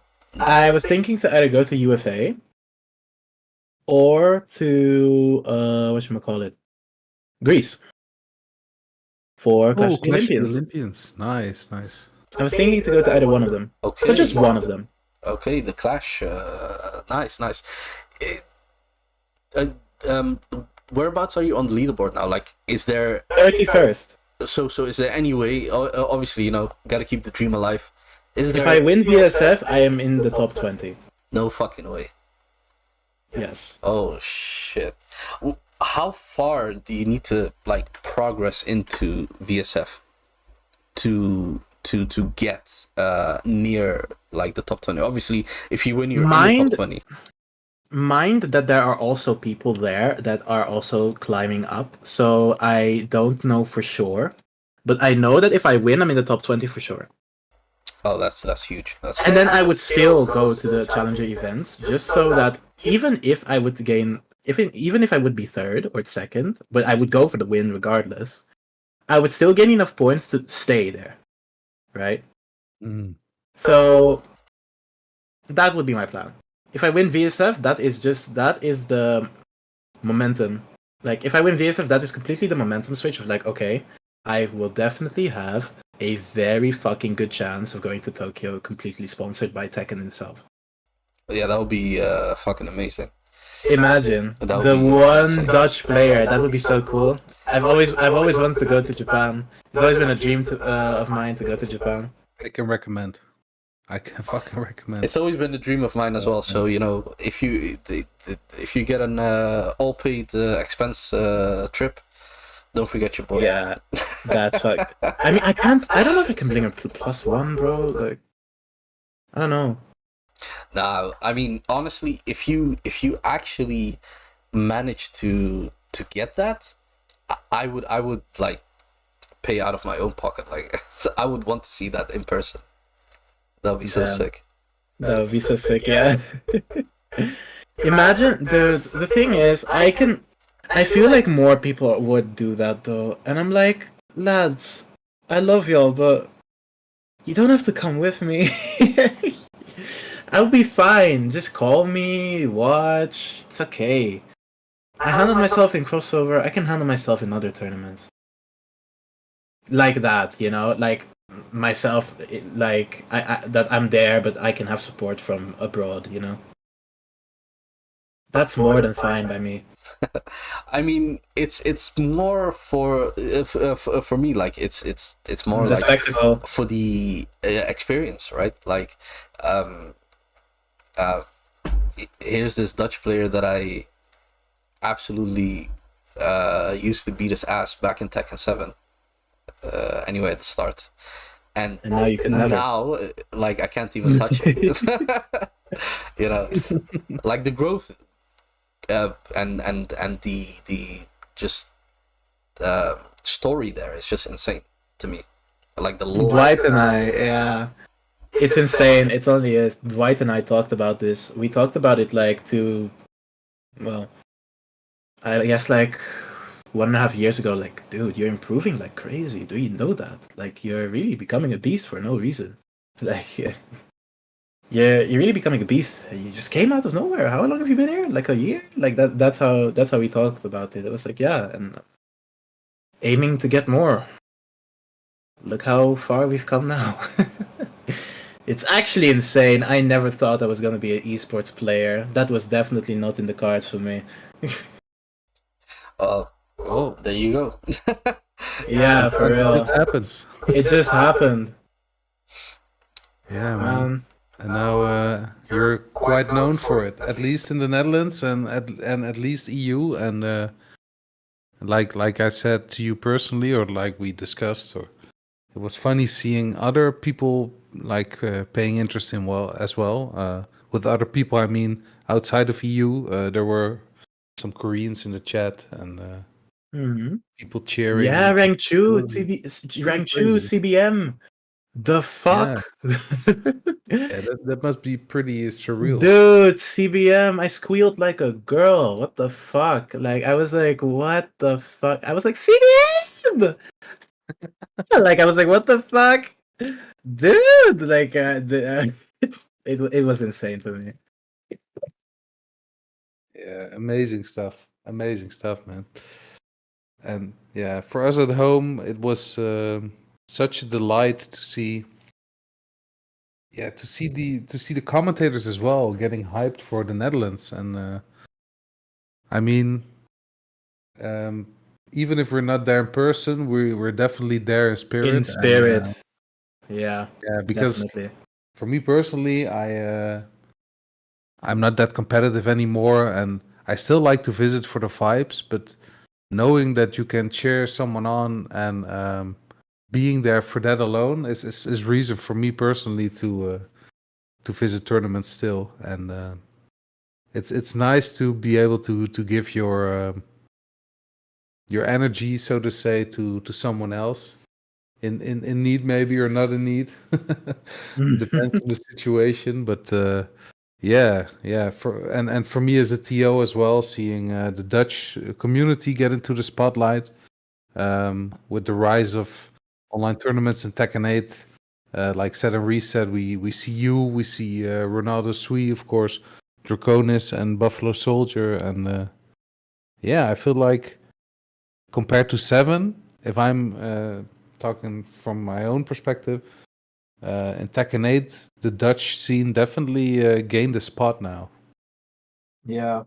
And I'm saying scene, it's still a handful of players, and not like the entire scene can climb up to that level because of that or anything, but we definitely have some very serious competitors when it comes to the bigger tournaments. Are you guys in that veteran Tekken group? Like in the WhatsApp No, group? no. I was in that years ago, but I see.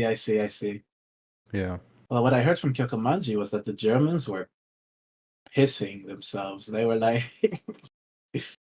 dude, not again, not this. Because what I heard from Draconis was that I was the first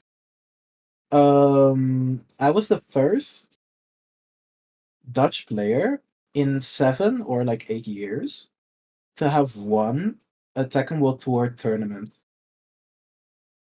Really? Like in 7 years, like 7 to 8 years. The last one was Malekith. Okay, and with Tekken World Tour, you mean like a proper one, Like an event, a challenger event, or yeah. Yeah. The last one Okay. was Malekith. Okay. Yeah, because TNC, the one we were talking about earlier, Was got a won by dojo. Tibetano, if I'm not Yeah. mistaken. That's right. And I think the year before it was Dani Amado. And so, like, what I'm trying to say is, even at our own big tournaments, when the people from abroad show up, they definitely take the number one spot. It's not like we have that home advantage that carried us to the number one spot. But this time you were able to take it abroad, which is extra special, man. Yeah, what a day. So yeah, the Netherlands is definitely more on the map now. Mm-hmm. And once Heihachi's coming back, I wonder how Draconis is gonna do. God help us all. Yeah, God help us all indeed. Fuck me, man. It's gonna be That's gonna be such a it's gonna be such a slaughterfest. shitster. Yeah. But honestly, exciting times to come, man. Obviously, for you and for us as well, since we claim you. Yeah. Definitely. But yeah, honestly, just want to say congratulations again. Like, I think I've said it so many times, but it honestly can't be overstated how big of an accomplishment this is. And I'm glad that, like, you're keeping you're being level-headed, right, about it. Thank you. But honestly, like, keep it going, man. Oh, I had to put some bitches in their place though. The thing is, when I was there, Big Nose, and he's allowed. This is allowed. I mean, I'm gonna tell it. He doesn't care. But Big Nose and multiple others were like, "Bro, you're so carry." Not when I won, but like down the line of like top 24. I was like, "Bro, you're so carried." When I beat Nino, I was like, "Did you beat Nino?" No, okay. Then I beat Kwiz. I was like, "Bro, you're so carried." Did you beat Kwiz? Okay. Then top 8 came. We didn't meet. We didn't see each other. Then I beat Kokoma. I got off. I saw Big Nose. I was like, and he didn't say anything. His jaw was just to the floor. I looked at him. I was like, "Did you beat Kokoma?" He didn't say anything. He was like, "I can't." He can't say anything anywhere. Like, he was just with jaw wide open. He was just like, "Yeah, man. Shit, I can't say anything anymore." Yeah, but When I won, I didn't even see him anymore. He was like, he was just gone. He was like, "Damn, he actually won." he was just out. Yeah, obviously, like, a Big Nose. He's much more of a troll than Yeah, like, he is. like when he says that he doesn't actually, like, mean it. I know, but it was just fun. It to was rub it in his was face. yeah. I mean Dude, you definitely gotta rub it in his face for sure. Pika was there like such a jolly kid. Like looking back at the matches, sometimes you notice Pika.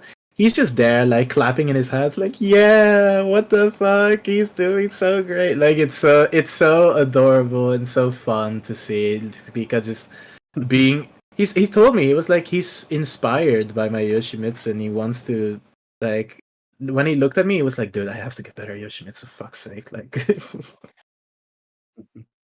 It was so nice. Everything, like, I could explain so much, but I don't want to be vain and I don't want to lose my humble status, whatever that means. I mean, this is all you, man. Like, this episode is about you.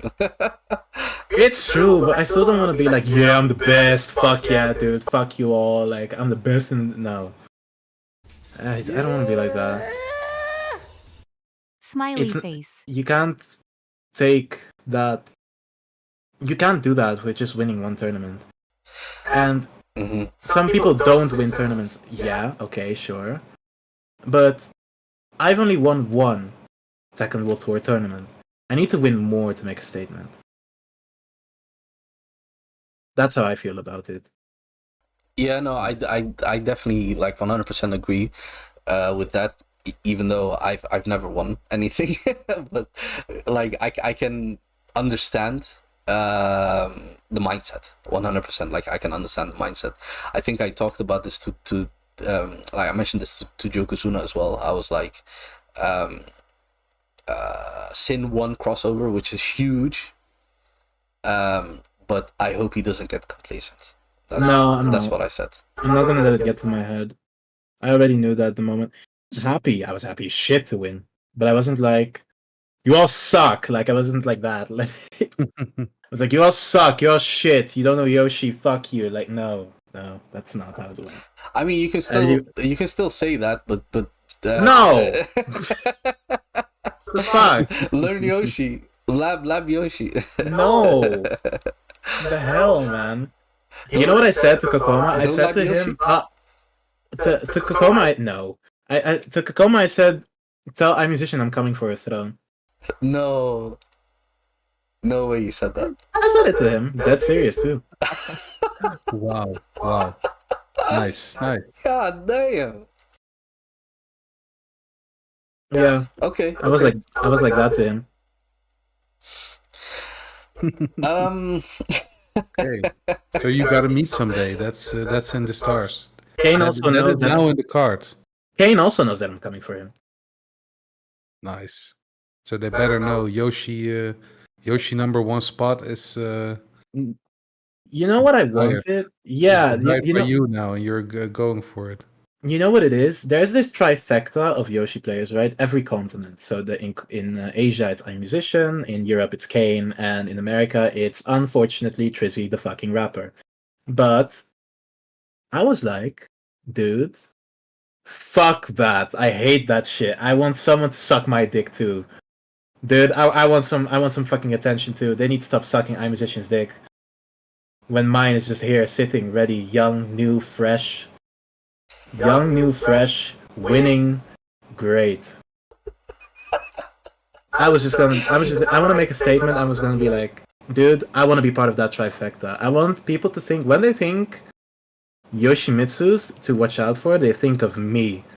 They don't think of Kane, they don't think of iMusician, they think of fucking me. That's what I wanted. That was my selfish desire. If I wanted to say it like that. Exactly, Daryl. That's it. You definitely put it out there now as well. So nice. Yeah, but your dick is out there. Yeah. Jesus. Yeah. For the whole world to see now. Yeah, sorry, man. Sorry. I just prefer to. Yeah, I didn't want to beat around the bush. I could have said it more politely, but no. This is how I feel about it. I really feel that I want to be part of the best Yoshimitsu. Oh, speaking of which, something that maybe a misconception to people, actually. I seriously do not want to become the best Tekken player. I really don't care for that.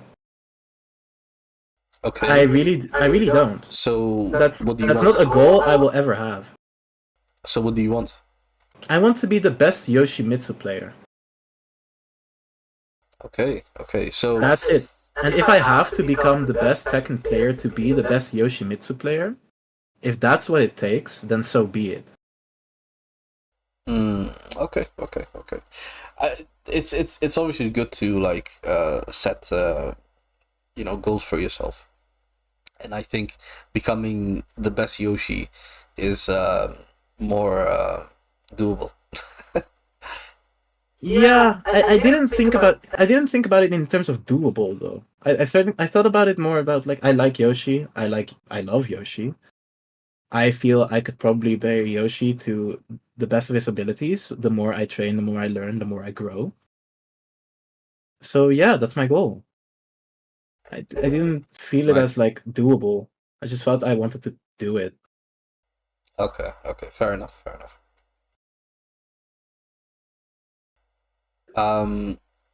Anything else you want to add, Jokuzuna? I think we're gonna wrap it up soon. I was gonna ask Sin before we're heading out in a bit.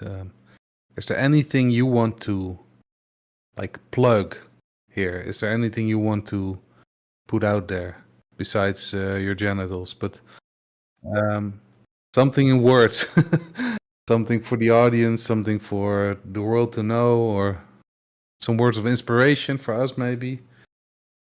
anything? We need to talk about the rivalries with Draconis and Art of Ace. You know what? Let me finish with this. I've said it before in the WhatsApp group of the Dutch community, and I'll say it now. The ones who shaped me were mainly Art of Ace and Kyoko Manji, and then the ones who helped me when I became, I guess became or like slowly converted into an actual pro were Draconis and Buffalo Soldier. Mm. I respect these people a lot. I've had rivalries with Art of Ace, but Art of Ace is a veteran and he doesn't play competitively anymore. I still love and appreciate him the same. I love watching him. I love watching his Steve. I loved watching his Tekken 7 Lydia. Notice the specificity in Tekken 7. Okay. Same with Draconis. I always loved watching Draconis Reina or Heihachi. I always did. I always thought it was amazing to watch him. But now I feel this sense of, well, not responsibility, but this sense of a new vision that people are going to look to me and they're going to look at me and take things from my Yoshi. And I can't thank people enough for that. It's such a, you know how they say imitation is the most sincere form of flattery? Mm-hmm. That's such a, yeah. When people say like I got that from you, it's such a nice feeling. It's like, wow, that's so cool. Also, one thing that stood out for me, I think it's you shared it yourself that you replied to, I think it was a Little Majin's video. You replied, and someone was like, "Nah, it's not the real him. He's just taking the credits." Whatever. People were like, "Nah, this is not the real Sin talking here. This is an impersonator. This is someone trying to take credits for Sin's doings." But If it they was you, right? It was if they you. see it, yeah. Dark Lemon Man was a name I came up with when I was 12. When I thought I was going to become a TF2 YouTuber, yeah, that's me.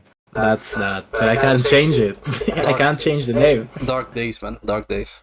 I mean, Dark Days, whatever. It was, dude. It was just But I such. mean, that says something. The fact that someone is even thinking that they were trying to impersonate you, trying to Oh take your yeah. glory, your Yeah. moment of glory there.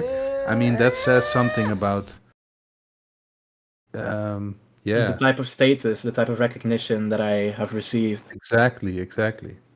Yeah, it's insane. I will continue to represent the Netherlands, though. I don't mind representing the Netherlands, but I will do it mostly for me. Yo, what the fuck? Copper Mace. God damn, Oh, bro. he gifted 10 subs. Yeah, Nice. yeah. Thank you so much, dude. I appreciate it. What the hell? Damn. Maybe I should have Sin on stream more often. Oh my god. Anything I want to plug, though? Yes. Hmm. Wait. Before you do that, if anyone is like if any org is Any other watching. viewers? No. Wait. If any organization is watching, like proper organization, Sin is sponsorless. Like he doesn't have a sponsor. Yep, I am available. Take your fucking chance. Like this, you know the Eminem song, You only get one you shot. only get one shot. Yeah, Sin is that shot. Take your One shot, opportunity. motherfuckers. You know, if anyone is now like watching this or later on YouTube is watching this, and you're an organization, please, for the love of God, pick this player up because he's going places. All right, now you can Yeah. plug. Well, first of all, if there are any questions, ask them now before I plug, but I'll think about it. It'll probably take 2 minutes. Let me think.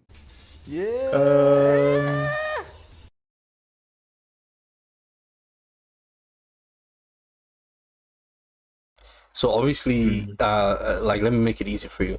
You started streaming recently, right? Yeah. Yeah. So you want to plug that? Yeah. I mean, my stream is going to be very, very irregular. So, It doesn't matter, nah. bro. Plug it. Just My plug it. my Twitch is shit. What's my Twitch again? Yeah, my Let Twitch. me let me do it. Yeah. Thank you.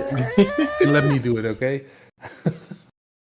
Now I just put it in chat. Go give the man a follow, guys. Thank you all for the support. Don't ever compare me to Trizzy the rapper, ever, ever, ever, ever. The man is probably a great guy.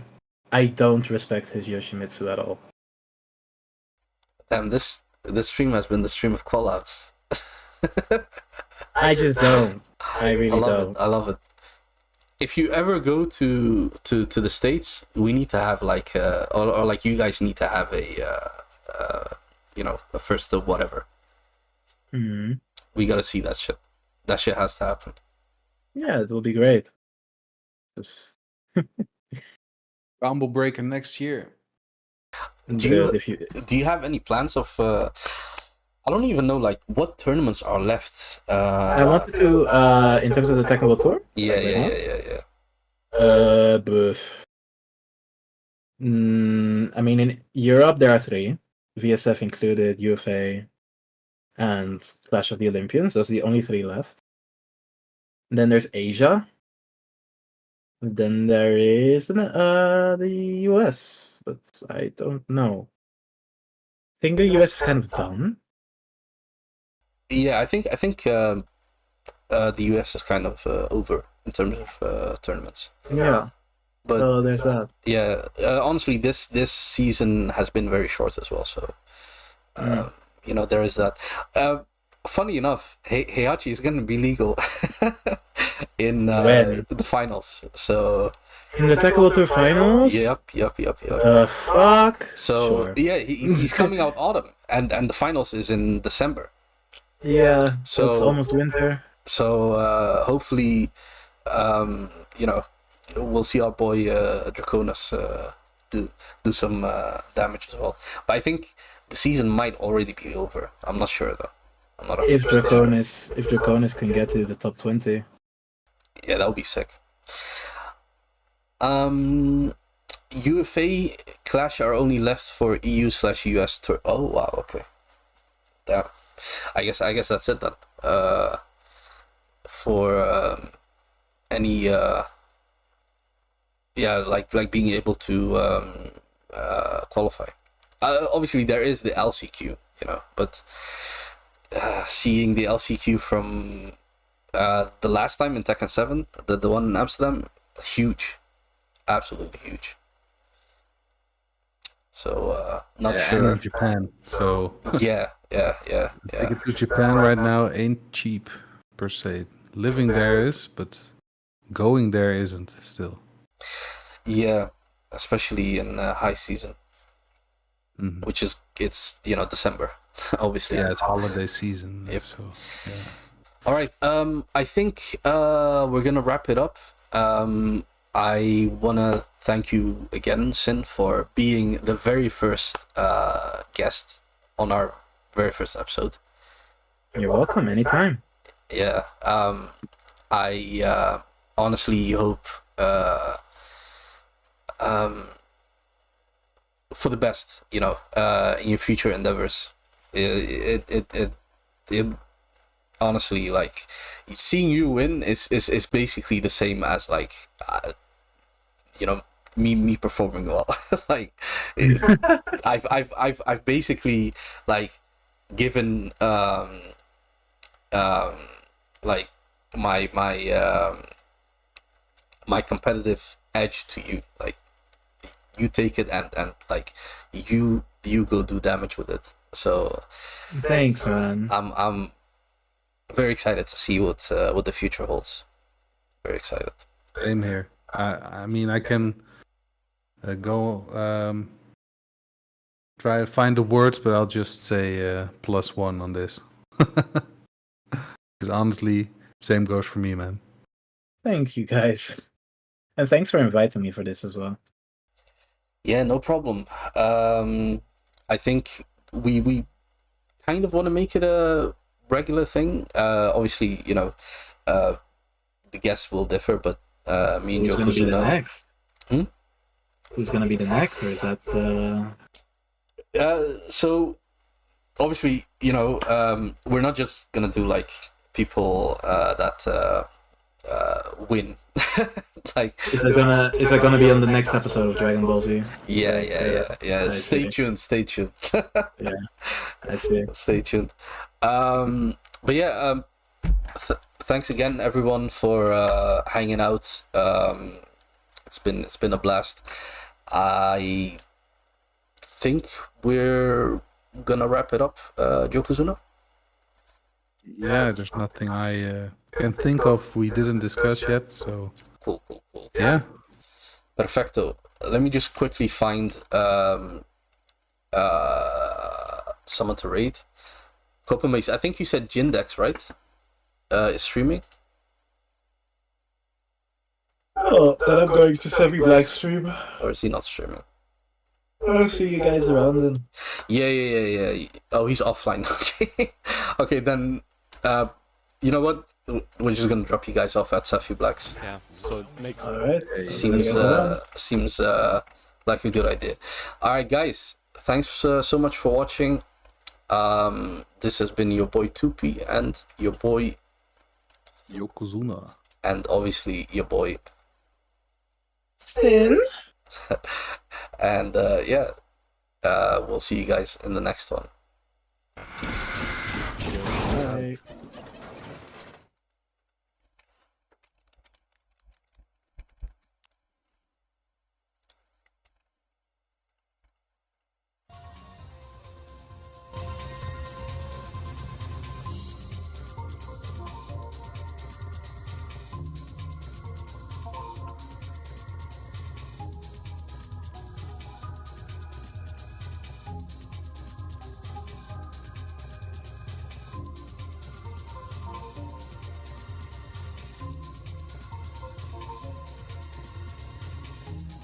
Yo, GG's.